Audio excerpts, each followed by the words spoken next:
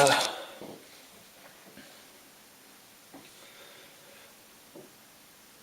what's up, guys? It's James. I think it's like February 5th or something. It's a Thursday. So for me, I'm the diet that I'm on cheat day, so I'm a little bit nervous to be talking to you guys because one of the things I believe in is that food, and especially sugary food like these cookies, can really lower my ability to connect with you. But that's that's resistance actually, and that's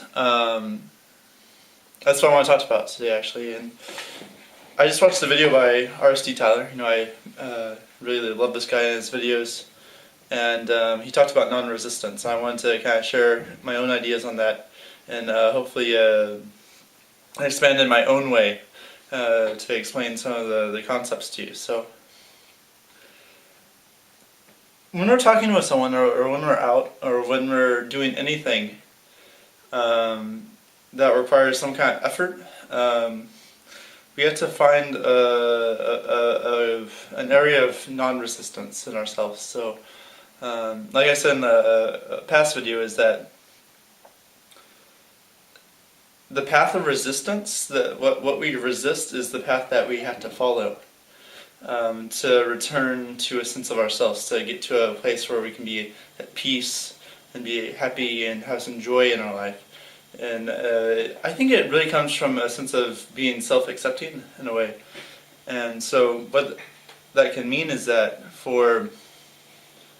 as far as socializing goes, I might go out, and I might be tired or sad, or I might have had my cheat day with cookies and sweets and stuff. So I have all these rules about how I'm going to approach people, or I have all these preconceived ideas about how I'm going to be in the environment. And the thing is that people don't really notice, unless they're very, very perceptive and very deep within themselves. They're not going to notice you. They're going to be thinking about themselves. So that's the first thing. People aren't going to even notice me, and they're not even going to be able to read my mind to see that I'm nervous talking to them about the cookies. They're going to be more focused on themselves. And I mean, that's one area, but so what it really takes is self-acceptance. So how do I explain this? I think we have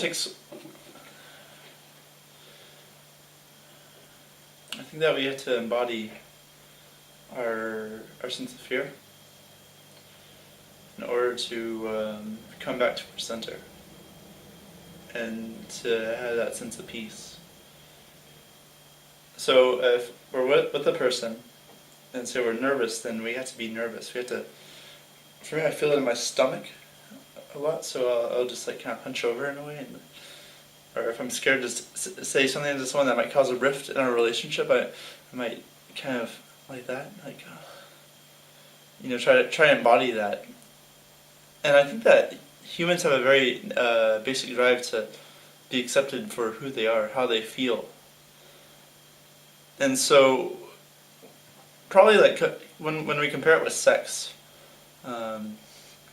when we have sex, we're recognized by other people for just being ourselves. Because, I mean, depending on where you go, but if you're in a bed, you're going to be naked, and it's a penis and a vagina, and it's so inherently natural for a human being that to have sex is that all of this other bullshit doesn't really matter. I mean, at the same time, you can play games in bed and do dirty talking stuff, and that stuff can be fun, but it's not.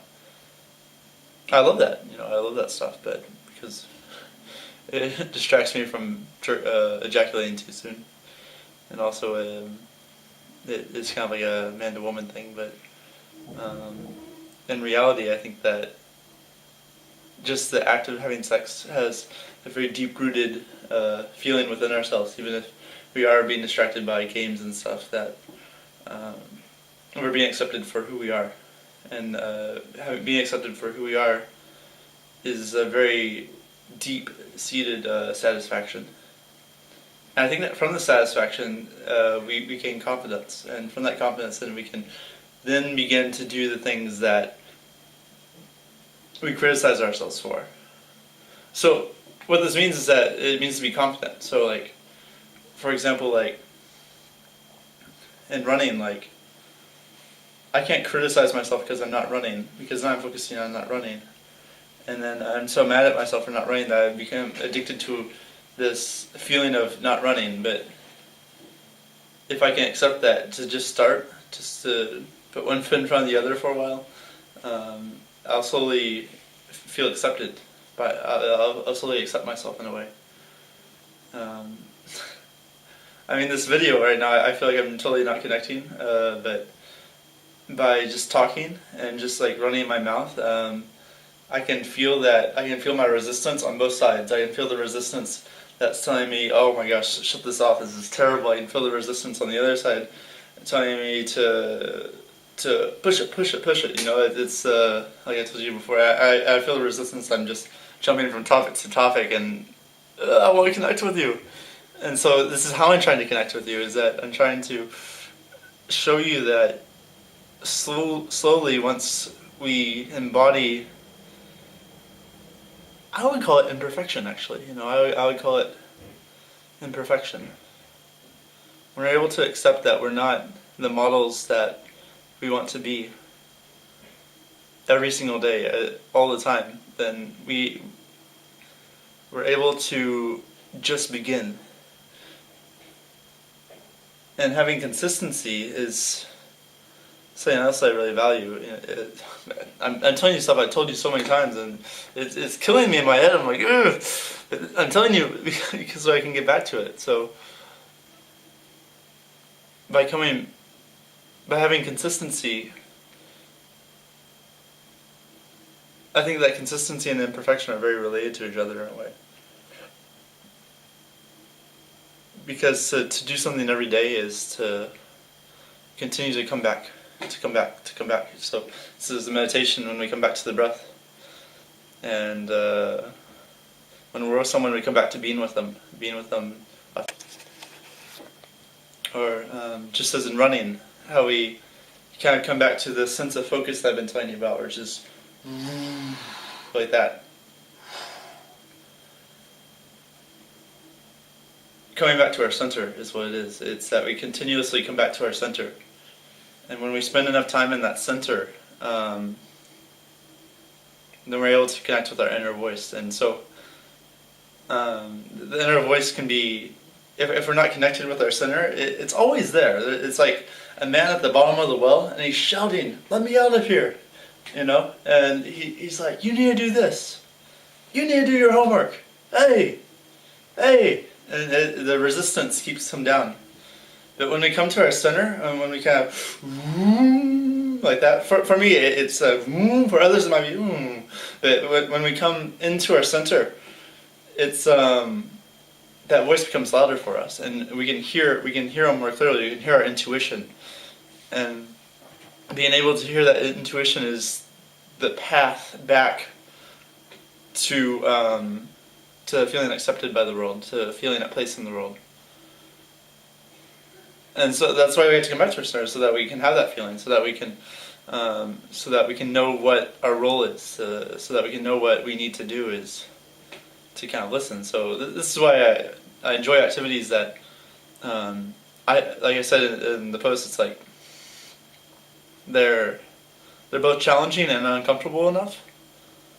It's like meditation is just like sitting with yourself, or running is like sitting with that feeling of being imperfect. Because like I think that exercise, it's like exercise isn't really painful unless like you break your leg or something, or you pull a muscle.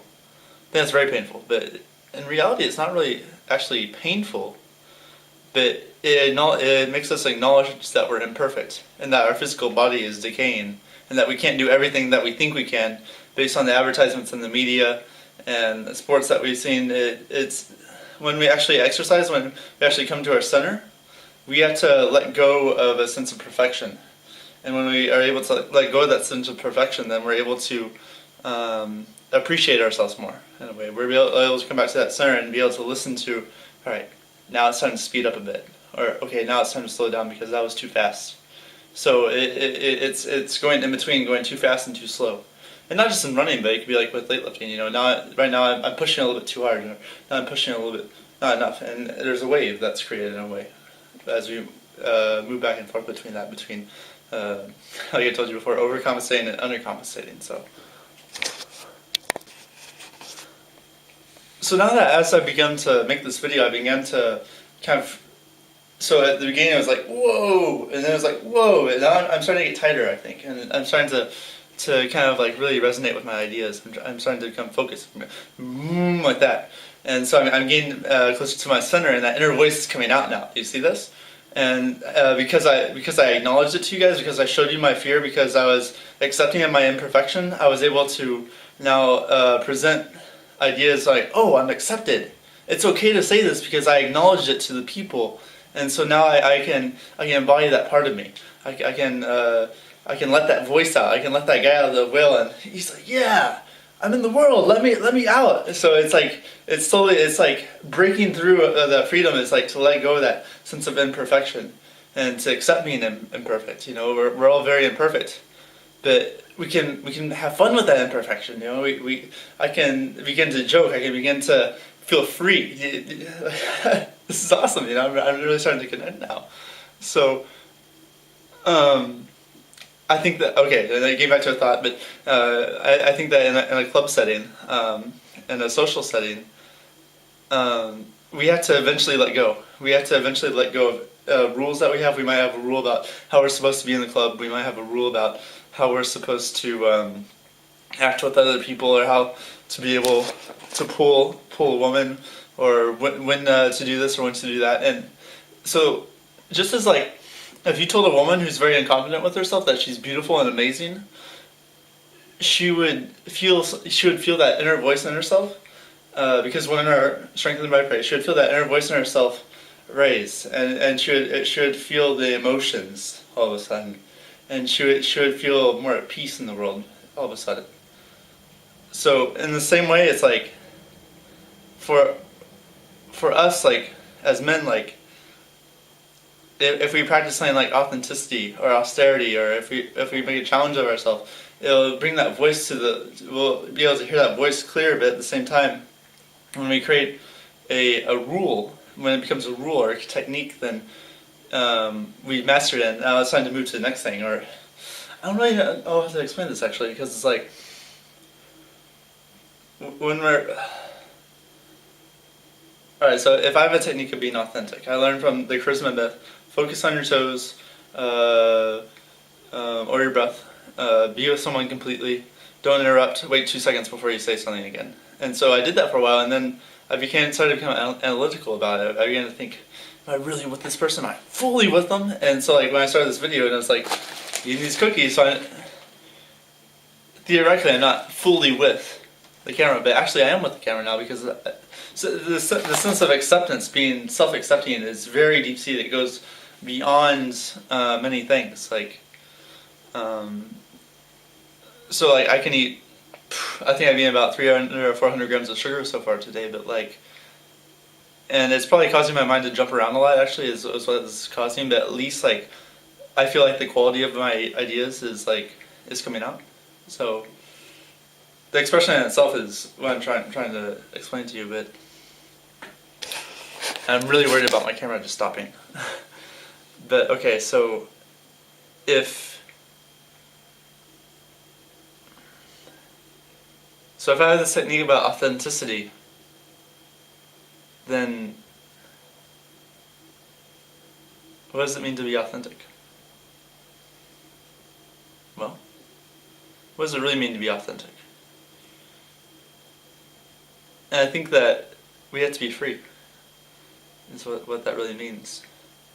So if I have an idea of focusing on my toes, focusing on my breath, waiting 2 seconds and not interrupting someone, I'm not really being authentic with them. I'm following a script, but it allows me to connect with a sense of silence. It allows me to be still. It allows me to find my center, but at the same time, I'm not being free. So you can do this for a long time, and I found that over a long amount of time, I started to get like kind of a boredom some kind of boredom that you might get while meditating, because I wasn't actually expressing myself. I was hindering myself and pushing myself down. It's like, no, listen, listen, listen. People want to be listened to. And so over time it was like I had to become free in a way. I had to let myself out. And so depending on the situation that you're in, there is no right answer. There's no even ground to stand on as far as overcompensating or undercompensating. It's like you have to listen to that inner voice that will tell you, okay, so if I'm being authentic, sometimes it will really work because I'll actually feel authentic and I'll hear that voice. But if I don't feel like being actually authentic and I do that, it's fake, and then it doesn't communicate. So to really conquer that resistance, it's, I guess what Tyler says, to be with the next best thing. Do what you can do confidently in each situation that you live in, or that you experience with someone.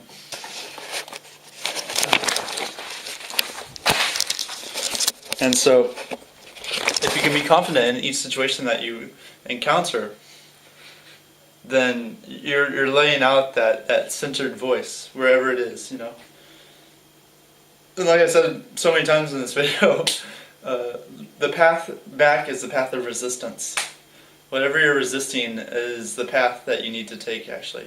And I think that's why people say it's usually the things that we fear the most that we're the best at, is because it's our path to freedom, actually, is the path to self-acceptance. So, totally jumbled up video. I feel like, well, I think it actually might connect with people.